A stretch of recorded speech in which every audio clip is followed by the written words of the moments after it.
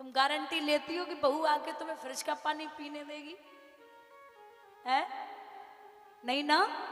तो क्यों मरे जा रही हो भाई? कमाया है जो, थोड़ा सा खुद भी यूज कर लो। बहू के भरोसे मत बैठो कि वो आके खिलाएगी।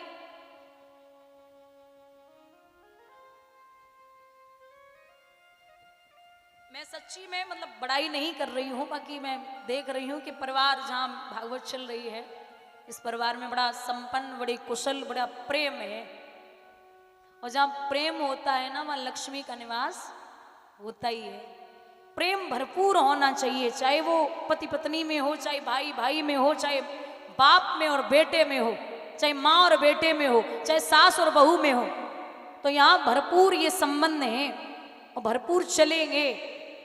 क्योंकि एक अगर सुनने वाला है या एक समझाने वाला है और माँ बाप के पदचिन्हों पे संतान चल रही है, तो वो परिवार कभी बिगड़ेगा नहीं।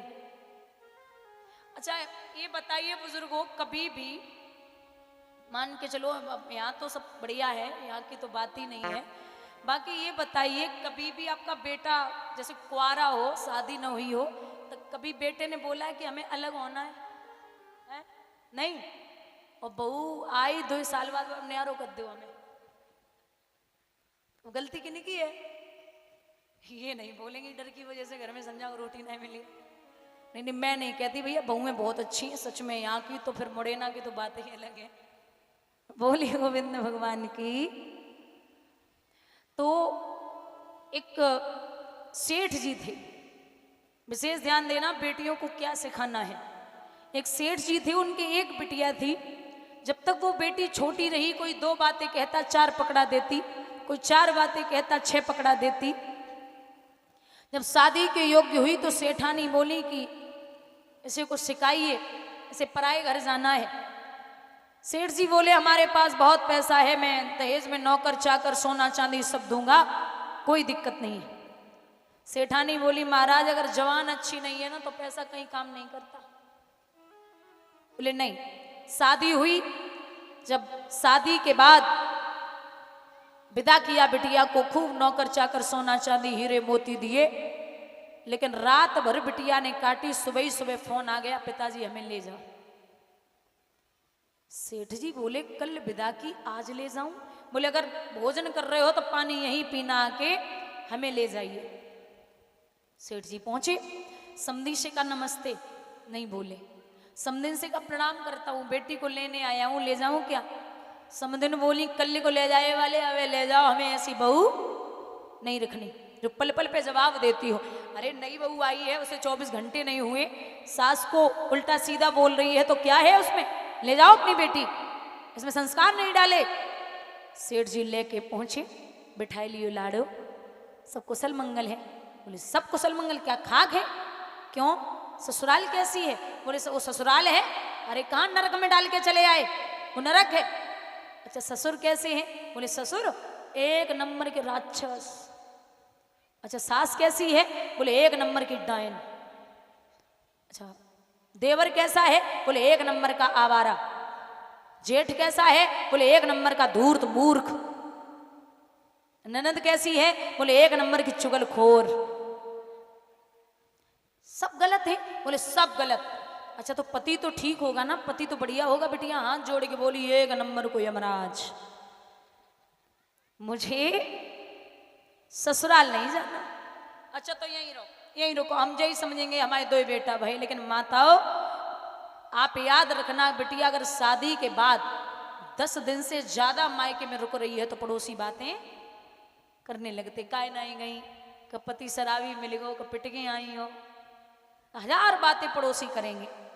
बिटिया को 15 दिन हो गए, लोग तरह तरह की बातें करते। 1 महीने बाद उदास मन से बैठी, तो सेठ जी ने पूछा क्या हुआ लाडो? बोले कुछ नहीं पिताजी, अब तो सब खत्म हो रहा है, मरने का मन कर रहा। बोले क्यों?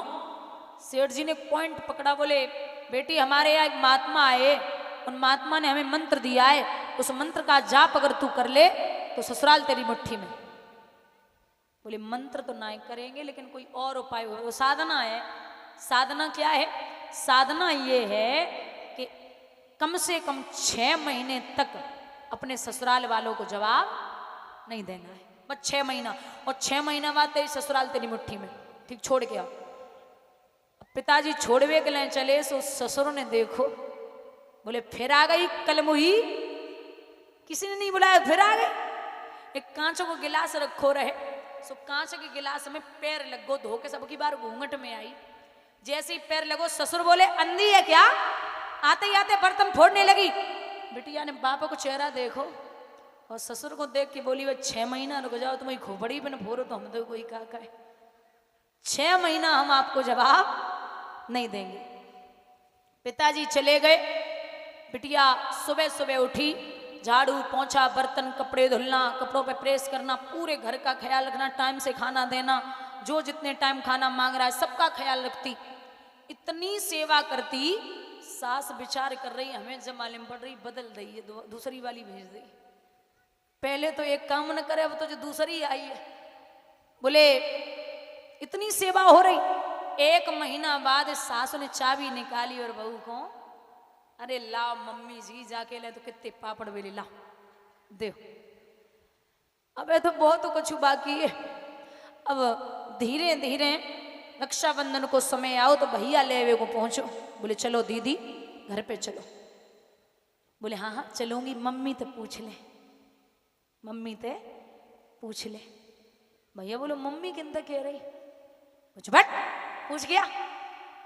भैया पूछ, दीदी को लेने आया हूँ, ले जाऊं क्या? सास बोली हाँ लला आज ले जाओ, कल सवेरे तक छोड़ जाना। अब याद आई कि एक वो समय था तो कह रही थी कल को ले जाए वाले, अब ले जाओ।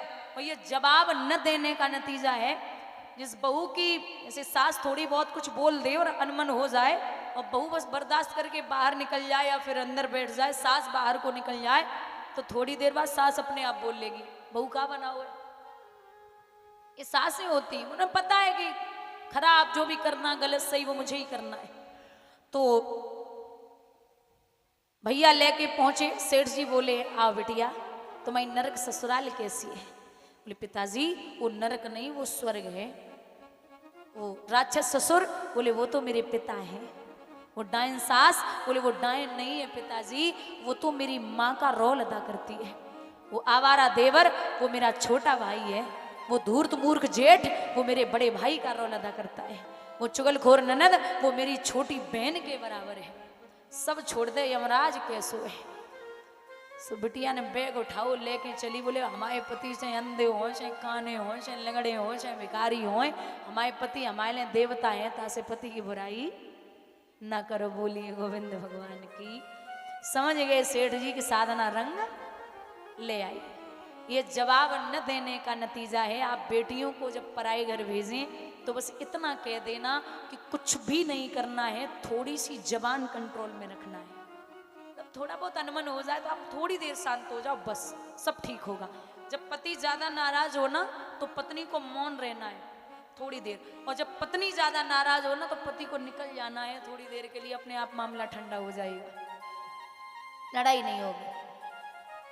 इधर बोले कि विश्वामित्र बिटिया शादी के योग्य है, क्या चाहिए? तो बाबा बोले कुछ अधिक नहीं,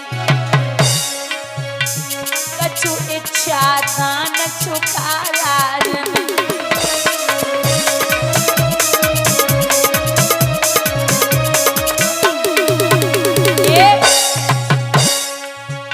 एक लाड़ो घर में कुआरी है,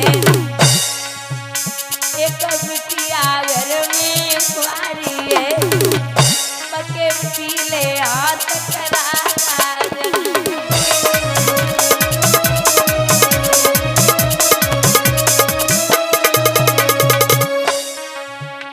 अंगना में लाड़ो कुआरी है मेरे भोले राजा, हाथ पीले करवा दे।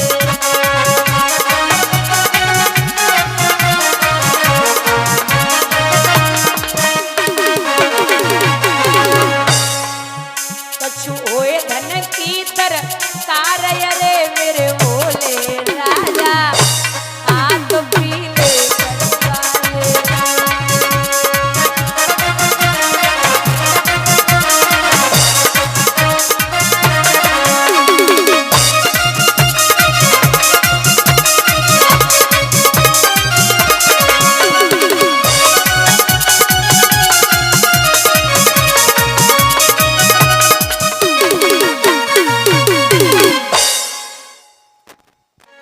मेरे पास कुंजी और लगाम है, कुंजी और लगाम का संकल्प कर दो।